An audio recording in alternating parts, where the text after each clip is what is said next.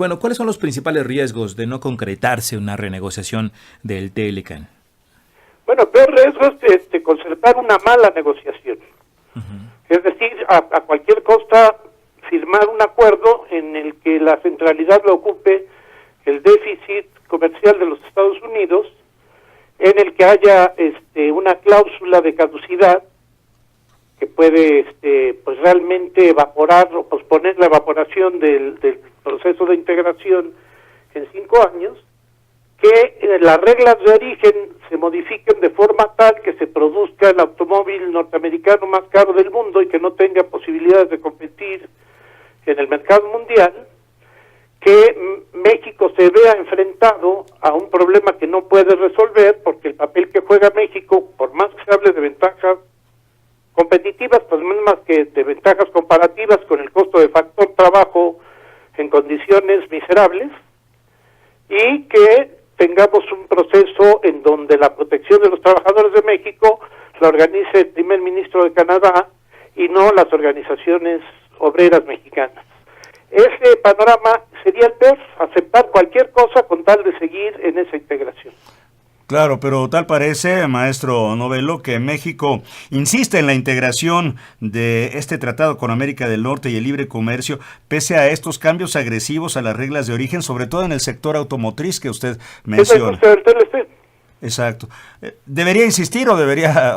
¿Cuál es su punto de vista? Mi punto de vista es que tendríamos que recuperar una figura que hace tiempo se usaba en el país y que es el interés nacional.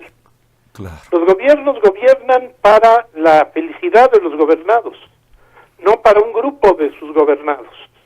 Aquí el asunto que se ha planteado es un asunto en donde los lunares de modernidad que hay en México no construyen un déficit para la economía estadounidense, porque el comercio fundamental del TLC es un comercio intraindustria y enfáticamente intrafirma. La Ford de aquí le vende a la Ford de allá, y como los costos de producción de acá, con salarios miserables, son más bajos que allá, tiene que haber un superávit de la filial sobre la matriz, pero ese superávit se va a la bolsa de la Ford, no se va a las arcas del gobierno mexicano, ni beneficia en nada al pueblo de México. Claro.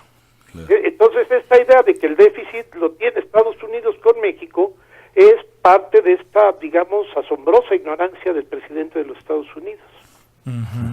Bueno, ¿de qué forma lograr, doctor Novello, la paridad con Estados Unidos y Canadá en política ambiental, salarios, servicios financieros? ¿Hay manera? Mire, en salarios lo que tendríamos que fijar sería una ruta a través de la cual el salario creciera en términos reales con una estrategia que lo garantizara. Este juego de premiar a quienes tienen bonos gubernamentales, elevando la tasa de interés, frente a cualquier, digamos, normalización de la política monetaria de la Fed en Estados Unidos, elevando la tasa de interés, tiene un efecto inflacionario que ya se comió a los aumentos salariales. Esto del crecimiento del salario mínimo en términos reales es una tomadura de pelo por los crecimientos de los precios del último trimestre del año anterior. Entonces, lo que tendríamos que poner en el centro de la preocupación del gobierno mexicano sería cómo hacer crecer al salario de manera que no sea tan penosa esta comparación, donde lo que aquí se cobra en un día, lo cobra en una hora un trabajador de Canadá o de los Estados Unidos. Esta es la primera cuestión. La segunda cuestión es cómo fortalecemos frente a estas vulnerabilidades externas que son la historia de la economía mexicana al mercado interno. ¿Qué política se puede seguir de manera que tengamos una vía de solución para nuestro problema moral y social más notable, que es la desigualdad que hay en México? ¿Y cómo entonces podemos plantearnos el problema de la integración? Este asunto de colocar el déficit en el centro de la discusión, imagínese usted en una integración ejemplar como ha sido la de la Unión Europea, que el líder, que Alemania, no se planteara tener una balanza comercial superavitaria frente al resto de socios comerciales en una unión que en una porción muy significativa ya es monetaria. Entonces aquí el problema pues lo tenemos en el terreno de que no nos percibimos como una región que compite con otras regiones del mundo y que en esa lógica tiene un tipo de producción, dominantemente la manufacturera y particularmente la automotriz, que más que buscar cómo meter más componentes estadounidenses, debe plantear cómo meter más factores y más insumos regionales, norteamericanos. Pero eso habla de una densidad en la integración, donde la zona de libre comercio no es la fórmula, tendría que ser un mercado común norteamericano. Ahora, si no nos entendemos en los mínimos, que es la comprensión entre sociedades, ya ve usted la insistencia en lo del muro, a partir de esta decisión de un juez que entiende poco de la cuestión ambiental fronteriza, pues, casa poco y mal con la intención de una integración de mayor densidad. Claro. Estamos en muchas zonas de libre comercio, pero una densidad mayor, unión aduanera, mercado común, esto nos obligaría a estar en una sola y le daría mucha más solidez al asunto. Entonces, sí requiere revisión el tratado porque nada más obliga al gobierno federal de los Estados Unidos, al gobierno central y solamente al Ejecutivo.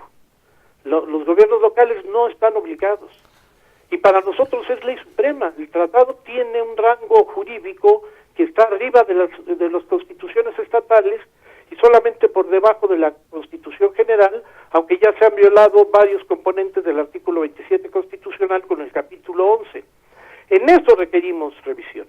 No podemos aceptar que desaparezca el capítulo 19 porque el capítulo 19 pues es lo más democrático y que da mayor equidad a la relación entre los tres países en el nombramiento de jurisconsultos que, propuestos por los tres gobiernos, puedan ventilar los asuntos relacionados a controversias y a reglas que pueden imponerse desde los Estados Unidos. Ya. Cuando se trasladó el comercio mundial en sus regulaciones del GATT a la OMC, además de la defensa de los derechos de propiedad intelectual, se tuvo un gran avance en términos de acabar con las cuotas. Se acabó con el acuerdo multifibras. Y este gobierno mexicano ya aceptó cuotas con el azúcar y yo le puedo asegurar que está a punto de aceptarlas con el tomate.